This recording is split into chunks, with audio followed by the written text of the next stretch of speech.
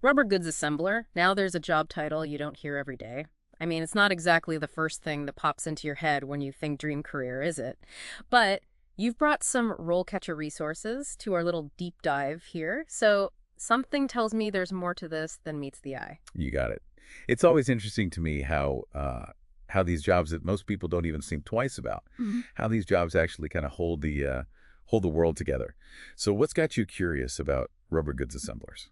Well, I gotta say, the role catcher stuff you dug up is pretty fascinating. We've got snippets from their career guide, info on their interview prep tools. They even have this thing where AI analyzes your resume to help you stand out to recruiters. It's a lot to unpack. But first things first, what does a rubber goods assembler actually DO all day? Let's say you're walking into this job for the first time. What's that look like?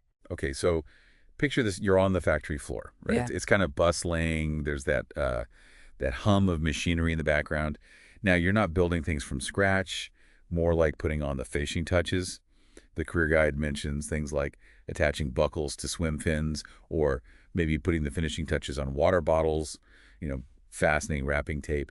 It sounds repetitive, definitely, but you can tell it takes a certain level of precision. Yeah, I can see that. Definitely not a job for someone with shaky hands. And speaking of the factory setting, what else did you find out about the work environment itself?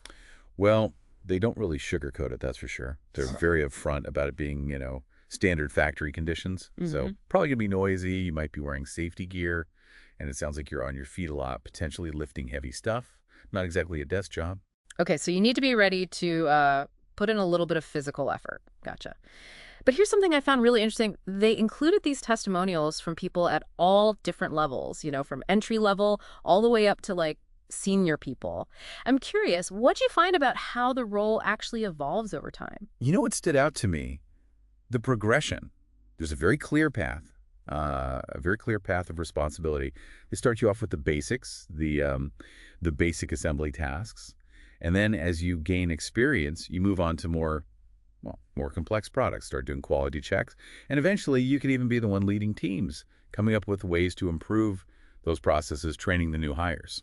So there's definitely room to move up the ladder if you've got the drive. I like that. But what about the job market itself? Is this a field that's growing or is it on the way out? Well, from what I gathered from the guide, it seems like a pretty stable industry. I mean, think about it. As long as we need things made of rubber, and we always seem to, this job isn't going anywhere. That's true. Okay, so we've talked about the day-to-day of the job itself, but let's talk about actually landing that job.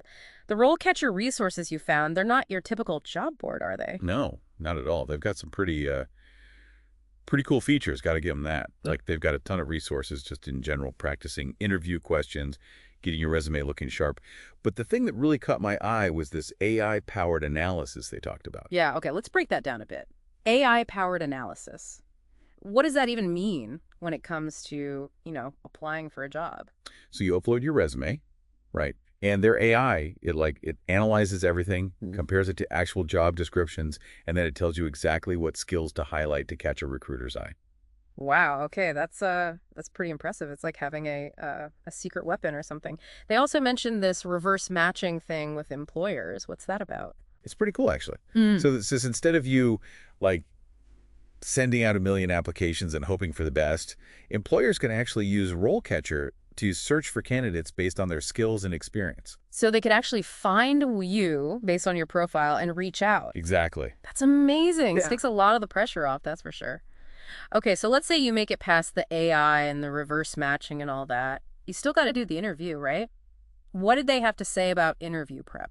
Well, they really seem to emphasize, I guess, making sure you really understand the company and the role itself, like doing your homework. Right, so it's not just about, knowing how to assemble stuff in general, but showing them how your skills fit with what they need specifically. Yeah, exactly. And they actually gave some really good examples of how your past experience, even if it's not, directly related to rubber goods, can still showcase the qualities they're looking for. Smart. I bet that helps people feel a lot more prepared going in. Do they have any tips for people who get a little, nervous about interviews? Oh, for sure. They have a whole section on practicing your interview skills, like recording yourself, answering common questions, and even getting feedback on your performance. I'm sensing a theme here. hmm Is this where the AI comes in again? You know it. They actually use AI to analyze your delivery, your body language, how clearly you're getting your points across. Pretty wild. Wow, that's high tech. But it kind of makes sense. I mean, the job market's more competitive than ever, so having those digital skills can definitely give you an edge. Absolutely. And it seems like that's what RoleCatcher's all about, giving job seekers the tools they need to succeed. So we've talked about the job itself, what it actually entails, the potential career path, the tech that's kind of changing the game. Mm. But it's not all about robots and resumes, right? Oh, absolutely not. In fact, the guide really stressed the importance of soft skills too. Those interpersonal skills that are important in any job, but especially one that involves a lot of teamwork. Absolutely. I mean, it's one thing to be good with your hands, but if you can't communicate or work well with others, that's going to hold you back. What specific soft skills did they highlight? The usual suspects: communication, teamwork, problem solving. Think about it. You're on a busy factory floor. Things are going to go wrong. Deadlines are going to pop up. Being able to communicate clearly, work together effectively, and just think on your feet is essential. It's that mix of technical skills and people skills that really makes a difference, I think. Okay, so we've covered a lot of ground here, the day-to-day of being a rubber goods assembler, the career trajectory, the technology, the soft skills. It's a whole world, the world of rubber goods assembly. More to it than you might think. For sure. But here's something I keep coming back to. The guide mentioned this rise of automation in the manufacturing industry. How does that play into all of this? That's the big question, isn't it? And the guide actually addresses it pretty directly, talking about how automation is both a potential challenge and an opportunity. So on the one hand, you've got these machines, these robots, that could potentially take over some of those more repetitive tasks that are already being done by humans. And I imagine that's got to be a little unsettling if you're thinking about, like, long-term job security in this field. But then again, maybe it's not all doom and gloom, right? There's got to be another side to that coin. Right, exactly. And that's what I thought was really interesting about how they handled it in the guide, because they're not shying away from the automation thing at all. They're saying, look, this I see happening, but it's not just about replacing jobs. It's about, well, it's about changing the types of jobs that are going to be available. So what kinds of opportunities does that create for someone who wants to get into, say, rubber goods assembly? Well, the guide really stresses this idea that automation isn't just about replacing human workers with robots.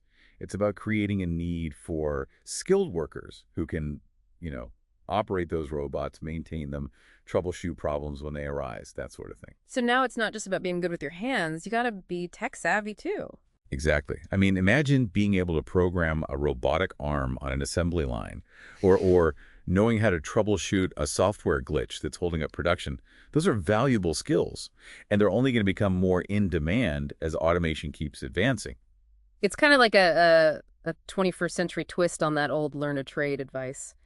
Except now the trade might be like robotics engineering or something. Totally. And the guide made a really good point about the importance of adaptability in this field, being willing to learn new things, to keep up with the technologies as it changes, maybe even pursuing certifications or additional training to stay ahead of the curve. That's going to be key for anyone who wants to, build a lasting career in this industry.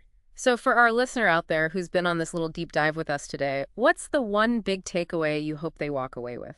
If they only remember one thing from this whole conversation, what should it be? That's a good question. I think for me, it all comes down to having a growth mindset, whether it's being willing to embrace the physical demands of the job, or staying curious about new technologies, or just working on those all-important soft skills. Being adaptable, being open to learning new things, that's what's going to set people apart in this field. Couldn't have said it better myself. That growth mindset really is invaluable no matter what you do, but especially in a field like this that's constantly evolving. So there you have it, listeners.